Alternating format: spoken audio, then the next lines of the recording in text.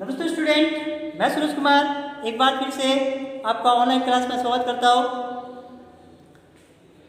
हमने कुछ पार्ट तो पढ़ लिए। आज बहुत इंपॉर्टेंट क्वेश्चन पार्ट लेने जा रहे हैं हम। अध्याय 4 दो चरों वाले रैखिक समीकरण व असमीकरण। दो चरों यानी उसके अंदर दो चर होंगे। चर का मतलब होता है एबीसीडी वाले मान। तो इसमें दो मान होंगे जैसे एक्स और वाई। तो ये दो चर, उसके साथ साथ असमीकरण होगी। समीकरण का मतलब होता है x प्लस वाई बराबर 0 लिखा। तो ये बन गई समीकरण, क्योंकि बराबर की तरफ 0 लिखते हैं तो वो समीकरण बनती है। अगर इसी को लेता हूँ मैं x प्लस वाई और ऐसे लिख देता हूँ, 0 भी लिख सकता हूँ मैं, 4 भी लिख सकता हूँ, परंतु यहाँ पर बराबर का निशान नहीं है। इन दोनों के बीच में बराबर है, इस समीकरण बराबर का निशान है, इसमें नहीं है। तो इसका मतलब है कि ये एक प्रकार की असमीकरण है। तो कुछ इंपॉर्टेंट बातें पढ़ते हैं हम इस अध्याय स्टार्ट करने से पहले। हाँ, एक बात और ध्यान रखना है आपको कि जो पार्ट है हमारा वो 6 नंबर का है, 6 नंबर का पार्ट है ये। और बोर्ड परीक्षा के अंदर हमको केवल एक ही प्रश्न पूछा जाएगा, बहुत सारे नहीं पूछते इसमें से, एक ही क्वेश्चन पूछा जाएगा और वो भी कितने नंबर का होगा, और वो भी क्वेश्चन हमारा होगा 6 नंबर का। एक ही प्रश्न 6 नंबर का, तो आसानी से हम उसमें 6 नंबर निकाल सकते हैं। पहला पॉइंट, मैंने कुछ पॉइंट लिखे तो नॉर्मल बात है, इसको ध्यान रखना है हमको। यदि कोई समीकरण एक सरल रेखा को व्यक्त करता है, यदि कोई समीकरण है वो एक सरल रेखा को व्यक्त करती है तो उसे रैखिक समीकरण कहते हैं। इसका मतलब है कि जब हम x और y के अंतर्गत किसी का हम मान रखेंगे और सभी बिंदु, जब हम बिंदु निकालेंगे एक ही बिंदु पर आते हैं, एक ही रेखा पर आते हैं, तो उसको कहते हैं रैखिक समीकरण। अगर ऐसे हो जाता है एक बिंदु यहाँ, एक बिंदु यहाँ, एक बिंदु यहाँ, तो वो रैखिक समीकरण नहीं है। तो यदि कोई समीकरण एक सरल रेखा को व्यक्त करता है तो उसे रैखिक समीकरण कहते हैं। तो पहला पॉइंट याद रखना।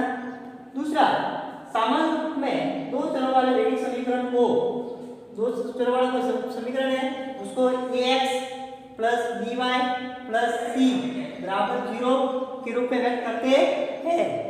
जो रैखिक समीकरण होता है उसको इस रूप में व्यक्त करते हैं। समीकरण एक मानक में संतुष्ट होती है, यानी हम x का मान रख के y का मान निकाल सकते हैं, या y का मान रख के x का मान निकाल सकते हैं। तो एक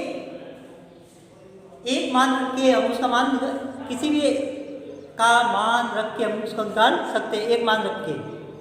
जबकि जो असमीकरण होती है उसमें एक से अधिक मान रख सकते हैं। मैं इसमें जो मैंने असमीकरण रखी थी उसमें मैं एक से अधिक मान रख के हल कर सकता हूँ उसको। फिर रेखा युग्म। रेखा युग्म का मतलब होता है कि हम ग्राफ बनाएंगे उसमें हमको दो समीकरण दी होगी, तो पहली समीकरण और दूसरी समीकरण। पहली रैखिक समीकरण हमारी ये है, जब ये अगर ये पहली समीकरण है तो इस पर लिखेंगे a1x plus b1y plus c1 बराबर 0। अगर दूसरी समीकरण है तो उसको लिखेंगे a2x plus b2y plus c2 बराबर 0। फिर इस पार्ट में हम पढ़ेंगे कि रैखिक समीकरण संगत है या असंगत है, उसके अद्वितीय हल प्राप्त है, अद्वितीय हल प्राप्त होते हैं या अनेक हल प्राप्त होते हैं, ये सीखेंगे, या कोई हल प्राप्त नहीं होता।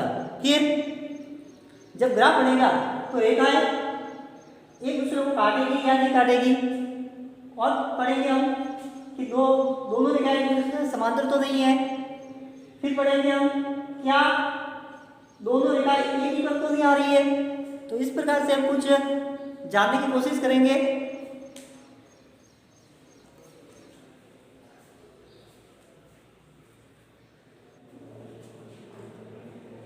अब लेते हैं रैखिक समीकरण के व्यापक रूप।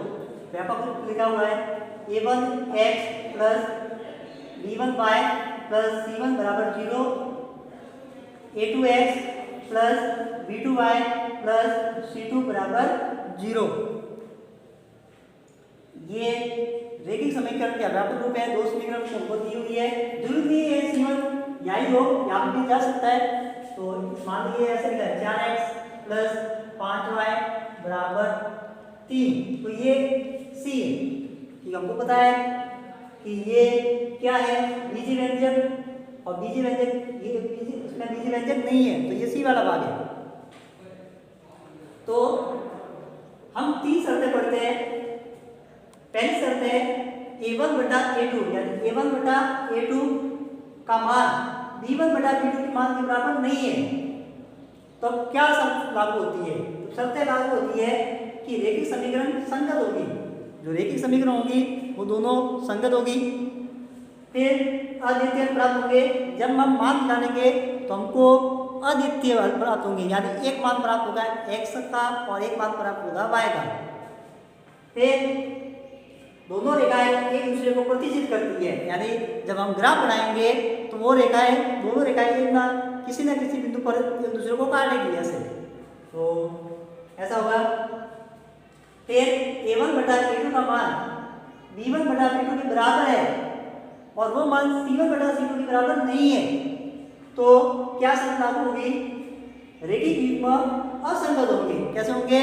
असंगत होंगे, क्योंकि b1 बटा b2 का मान a1 बटा a2 का मान b1 बटा b2 के बराबर है। ओके, कोई हल प्राप्त नहीं होगा। कोई हल प्राप्त क्यों नहीं होगा? उसका कारण है कि इसमें क्या होती है कि जब ग्राफ बनाएंगे तो दोनों रेखाएं एक दूसरे के समांतर आएगी, वो एक दूसरे को काटेगी नहीं। जब तक दोनों रेखाएं एक दूसरे को नहीं काटेगी तब तक हमको कोई मान प्राप्त होने वाला नहीं है। तो दोनों रेखाएं एक दूसरे के समांतर होंगी, इसलिए हमको कोई मान, कोई हल प्राप्त नहीं होगा। फिर a1 बटा a2 का मान b1 बटा b2 के मान बराबर है और वो साथ साथ में c1 बटा c2 के मान के बराबर है, तो क्या होगा कि रेखिक युग्म संगत होंगे। उस समय तीनों बराबर है, इसलिए संगत है। अनेक हल प्राप्त होंगे, हमको बहुत सारे हल प्राप्त होंगे।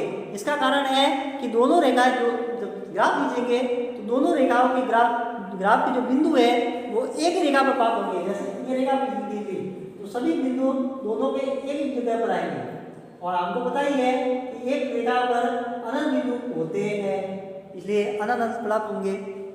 ओके, दोनों रेखा एक दूसरे के संपादी होती है। संपादी यानी एक रेखा पर दूसरी रेखा आएगी, यानी ऐसे ऐसे दोनों रेखा एक दूसरे पर आएगी, तो एक दूसरे की क्या होती है? संपादी।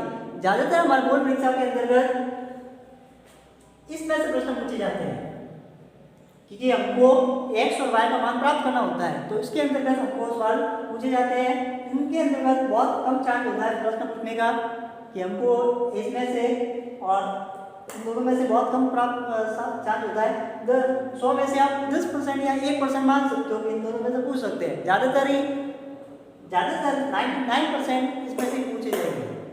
ओके, उसकी तैयारी को ज़्यादा करनी है कि हमको x और y का मान चाहिए हमको, इसलिए फिर आप कहोगे सर ये कैसे होता है? तो मान लो यहाँ पे 1/2 है और यहाँ पे 3/4 है, तो ये दोनों बराबर नहीं है, तो यहाँ पे नॉट डिविजिबल आ जाएगा। अगर ये मान बराबर है, जैसे ये इसमें, तो ये मान बराबर है, यहाँ पर 1/2 है तो यहाँ पर भी 1/2। ओके, और ये मान इसके बराबर नहीं है, 3/4 ये बराबर नहीं है। ओके, जब ये मान बराबर नहीं है तो ये शर्त लागू होगी, और जब ये मान भी बराबर हो जाएगा तो तीसरी शर्त हमारे लागू होगी। अब कुछ सवाल करते हैं इसके 4.1 के। पहला सवाल करते हैं जो हमारे इस पर ही आधारित है, इन चीजों पर, कि रेखिक संगत है या असंगत है या रेखिक संगत है। इसको आंशिक संगत भी बोल सकते हैं। आंशिक संगत इसलिए कि इसमें सभी जो बिंदु है एक रेखा पर आते हैं, उसको आंशिक संगत भी बोल सकते हैं। सभी भैयाओं को मेरा नमस्कार। आज हम असमीकाओं के बारे में जानकारी प्राप्त करेंगे। जैसे कि ये हमारे पास असमीका है ax + by greater than equal to c। इसको हम हल करने के लिए हमें ये 4 चरण का उपयोग करना पड़ता है। इसमें पहला चरण जो दिया हुआ है वो है दी गई असमीका को समीकरण रूप में लिखिए जो एक सरल रेखा को व्यक्त करता है। जैसे कि हमारे पास ये असमीका है 4x + 5y greater than equal to 0। इसको समीकरण रूप में लिखेंगे, तो लिखेंगे 4x + 5y = 0। ये हमने इसे समीकरण रूप में लिखा। अब दूसरा चरण है रेखा समीकरण में x बराबर 0 रखकर y अक्ष पर घटांक बिंदु प्राप्त करते हैं। जैसे ये है 4x प्लस 5y बराबर 0, इसका x का मान हम रखेंगे 0, तो हमें y का मान प्राप्त होता है।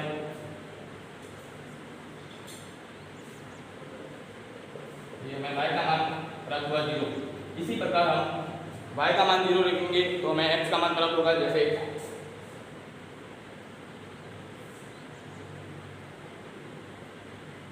ये हो गया 4x प्लस 5, y का मान हमने 0 रखा तो ये हमें x का मान प्राप्त होता है x बराबर 0। अब देखिए दोनों घटांक बिंदुओं को मिलाकर एक सरल रेखा का निरूपण करते हैं। जहाँ पर ये दोनों बिंदु जहाँ पे कटे हैं उनको हम मिलाते हैं तो एक सरल रेखा का निर्माण होता है।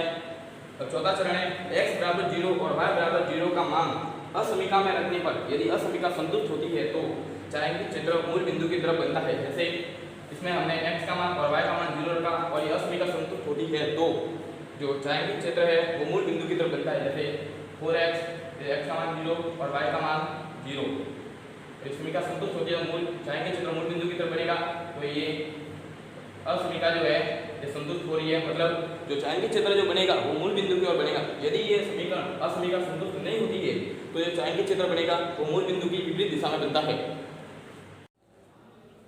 भैया हितेश पटेल ने आपको असमीकाओं के बारे में अच्छी तरह से समझा दिया है। अब ये हितेश भैया ही आपको आगे की प्रश्नावली 4 पढ़े के बाद पहला सवाल सिखाएंगे कि किस प्रकार उसको सॉल्व करना है कि रैखिक समीकरण संगत है या असंगत। मैंने आपको 3 शर्तें बताई थी, उस 3 शर्तों को फॉलो करना है। यहाँ पर लिखी हुई है वो समझा देगा हितेश भैया। सभी भैया को मेरा नमस्कार। आज हम 4.1 प्रश्नावली का पहला सवाल हल करेंगे। इसमें दिया हुआ है अनुपातों a1/a2, b1/b2, c1/c2 की तुलना कर ज्ञात कीजिए कि रैखिक समीकरण के युग्म संगत है या असंगत। इसमें जो समीकरण दी हुई है वो है 2x - 3y बराबर 8, दूसरी है 4x - 6y बराबर 9। इन्हें हल करने के लिए सबसे पहले हमें ये 3 स्थितियां पता होनी चाहिए। जिसमें पहली स्थिति है a1/a2 not equal to b1/b2। अगर ये स्थिति हमें दिखाई देती है इसका मतलब है कि ये हल जो हो गए वो संगत होंगे। दूसरी स्थिति है a1/a2 बराबर b1/b2 not equal to c1/c2। यह जब स्थिति हमें दिखाई देती है तो इसका अर्थ है कि ये असंगत होंगे। तीसरी स्थिति है a1/a2 बराबर b1/b2 बराबर c1/c2। इसका मतलब है कि ये हल संगत होंगे। अब पहला सवाल हम हल करते हैं। तो इसमें a1 का मान है, a1 का मान होता है वो x के आगे वाला होता है, b1 का मान होता है y के आगे वाला होता है और c1 का मान अचर पद। इसी प्रकार a2 का मान इस x के आगे वाला, b2 का मान y के आगे वाला और c2 का मान अचर पद। इसमें a1 बराबर है 2, b1 बराबर है -3, c1 बराबर है 8, a2 का मान है 4, b2 का मान है -6, c2 का मान है 9। इसमें जब हम मान रखते हैं तो a1/a2 बराबर आता है 2/4 बराबर हो गया 1/2, b1/b2 बराबर होता है -3/6, इसे जब काटते हैं तो आता है 1/2, c1/c2 बराबर आता है 8/9। इसमें जब हम मान रखते हैं तो इसमें जो a1/a2 का जो मान है 1/2 ये c1/b2 के मान के बराबर है, लेकिन c1/c2 के मान के बराबर नहीं है। तो इसे हम इस नियम के अनुसार लिखते हैं a1/a2 बराबर b1/b2 not equal to c1/c2। इस समीकरण को इस नियम को हम देखते हैं तो इसमें जो है वो असंगत मान प्राप्त होता है। अतः ये रैखिक समीकरण युग्म असंगत है। अब हम दूसरा सवाल करेंगे जो है 3x - y बराबर 2, दूसरा है 6x - 2y बराबर 4। इसमें a1 का मान है 3, b1 का मान है b1 y के आगे कोई नहीं लिखा हुआ मतलब 1 लिखा हुआ तो b1 का मान हो गया -1 और c1 का मान हो गया 2। इसी प्रकार a2 का मान है 6, b2 का मान है -2 और c2 का मान है 4। a1/a2 बराबर 3/6 बराबर आया 1/2। इसी प्रकार b1/b2 बराबर -1/-2 बराबर 1/2। इसी प्रकार c1/c2 बराबर आया 1/2। अब हम देखते हैं कि a1/a2 और b1/b2 और c1/c2 जो है ये तीनों बराबर है। अतः a1/a2 बराबर b1/b2 बराबर c1/c2।